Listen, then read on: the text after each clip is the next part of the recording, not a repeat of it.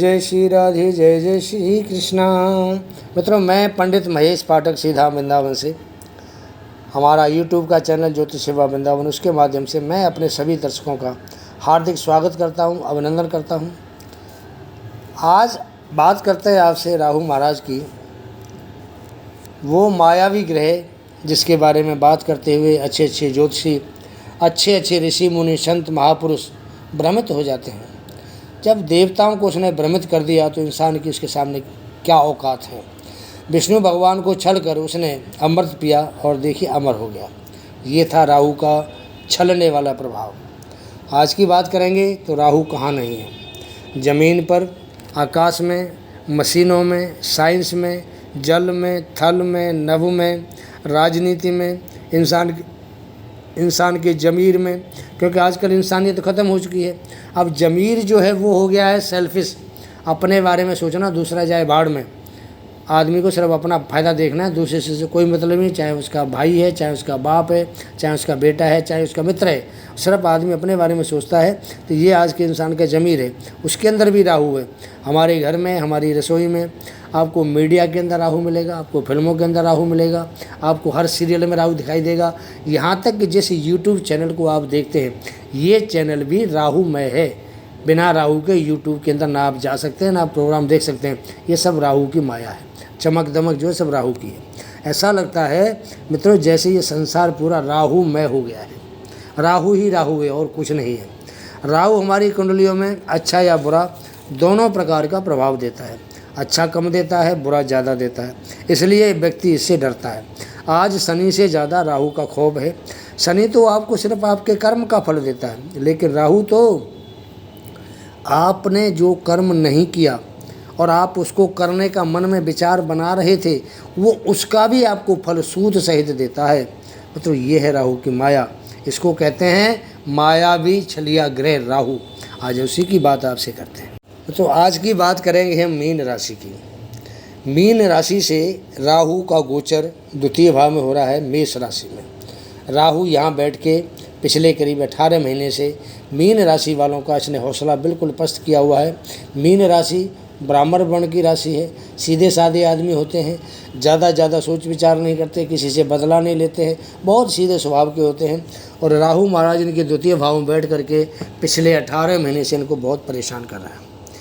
ग्रहों के बारे में एक कहावत है हमारे ज्योतिष शास्त्र के अंदर कि जो कोई भी ग्रह किसी लंबी अवधि तक एक भाव में बैठता है, तो जब वहाँ से वो स्थान परिवर्तन करता है तो उससे कुछ समय पहले वो उस राशि के जो प्रभाव हैं, अच्छे या बुरे, उनको छोड़ करके अगली राशि का प्रभाव अच्छा दे या बुरा दे, उसका देना शुरू कर देता है। राहु 1.5 साल एक घर में बैठता है। 1.5 साल का मतलब ये हो गया कि आपको राहु कम से कम 1.5 महीना पहले छोड़ देगा।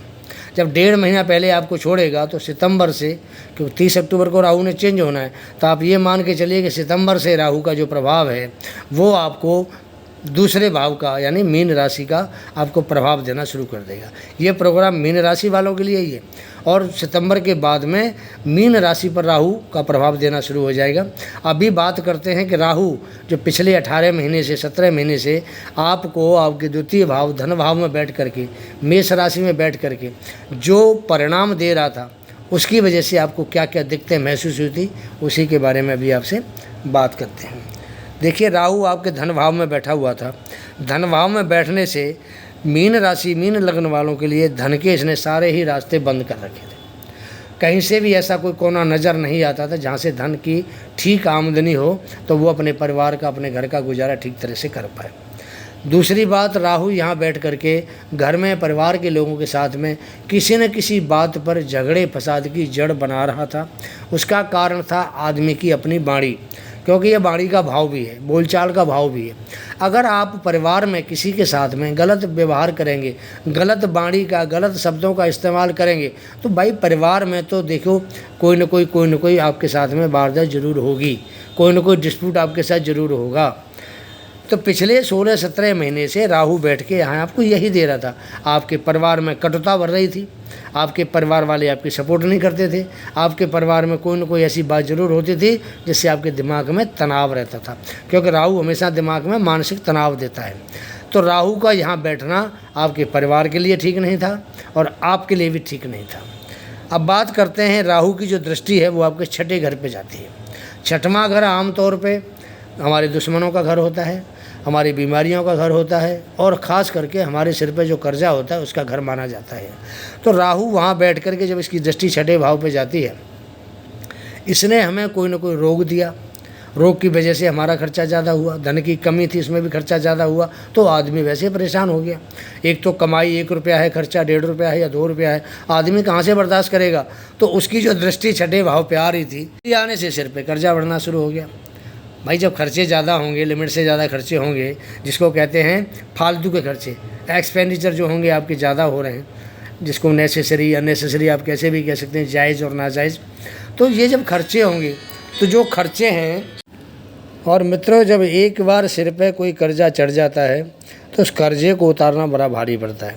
आपने भी किसी को पैसा दे रखा है, आपने किसी से लेना भी है, अब आपने जिससे लेना है वो आपको दे के राज़ी नहीं है, आपने जिसको देना है वो आपके घर के ऊपर खड़ा हुआ है, तो वहाँ आदमी के दिमाग में तनाव पैदा होता है।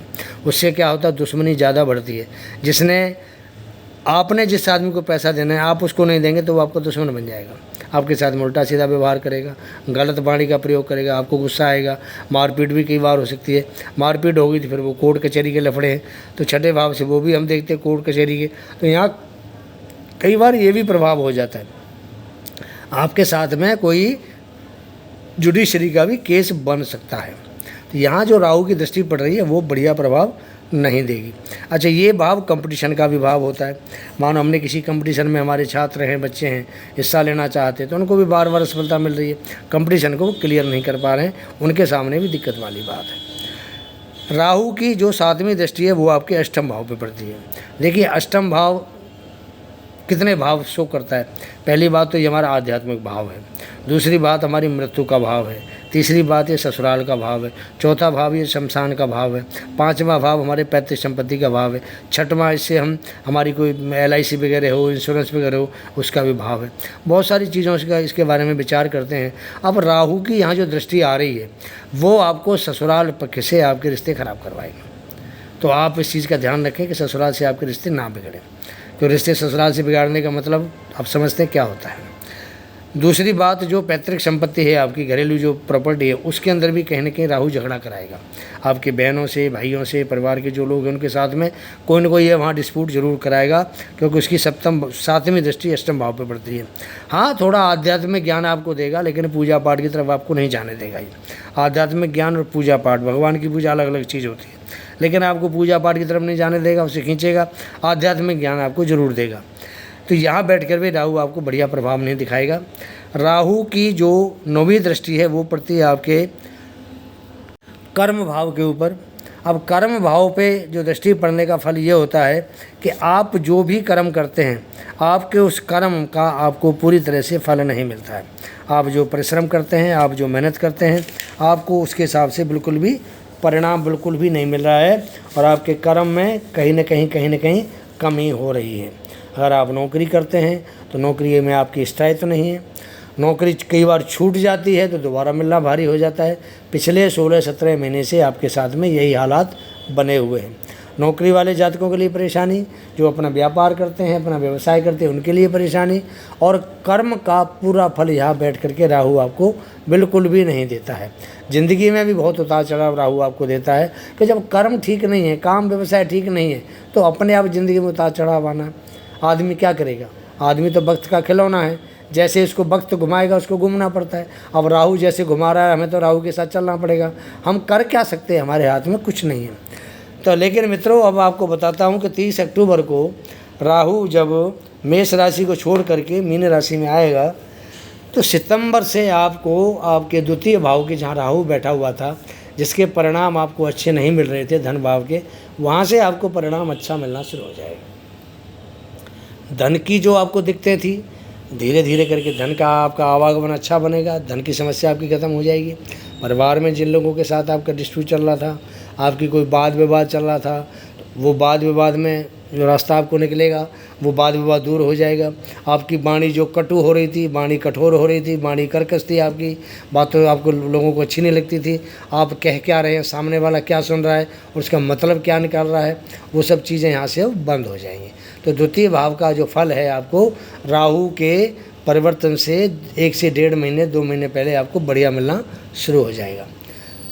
अगली बात पंचम भाव की करते हैं, पंचम दृष्टि की करते हैं जो छठे भाव पे जा रही है। तो यहाँ जो आपके साथ में समस्याएं बनी थी, कर्जा सिर पर हो रहा था आपके पे, छठे भाव पर से प्रभाव हटने से राहु आपको यहाँ पर एक अच्छी सर्विस देने की कोशिश करेगा। सर्विस का मतलब अगर आप नौकरी करते थे आपको नौकरी में प्रमोशन देगा, आपके जो बॉस थे उनके साथ आपकी ट्यूनिंग सही नहीं बनती थी उनके साथ आपकी ट्यूनिंग सही बनाएगा, काम का जो ज़्यादा आपके ऊपर प्रेशर था जिस वजह से आप परेशान रहते थे उसमें आपको राहत देगा। और सबसे बड़ी बात यह है कि यहाँ पर राहु ने जो आपके सिर पे कर्जे के हालात बनाए थे उस कर्जे के हालातों से आपको यहाँ राहु राहत देगा। तो जब आप धन कमाएंगे, क्योंकि छठा भाव भी धन का होता है, इससे भी धन का हम देखते हैं। जब हालात सुधरेंगे, नौकरी आप करेंगे, कर्म आप करेंगे, कर्म ठीक चलेगा, पैसे आपके पास आएंगे, इनकम बनेगी, अर्निंग होगी, तो जो कर्जा आपके सिर पे हो रहा है वो भी उतरना शुरू हो जाएगा। जिससे आपने लेना है वो भी देनदार भी आपको पैसा देना शुरू कर देंगे, थोड़ा थोड़ा देंगे लेकिन देना शुरू कर देंगे। और जिसको आपने देना है आप भी थोड़ा थोड़ा देना शुरू कर देंगे, दुश्मनी कम हो जाएगी। आपके कोई कोर्ट के कचहरी के कोई ऐसे इशू बने हुए थे तो वो जैसे ही राहु स्थान परिवर्तन करेगा उससे 2 महीने पहले से वो इशू धीरे धीरे करके आपके ख़त्म होना शुरू हो जाएगा। कंपटीशन, जो बच्चे किसी एग्ज़ाम में जा रहे थे, कंपटीशन की तैयारी कर रहे थे, उनको उसमें सफलता मिलेगी।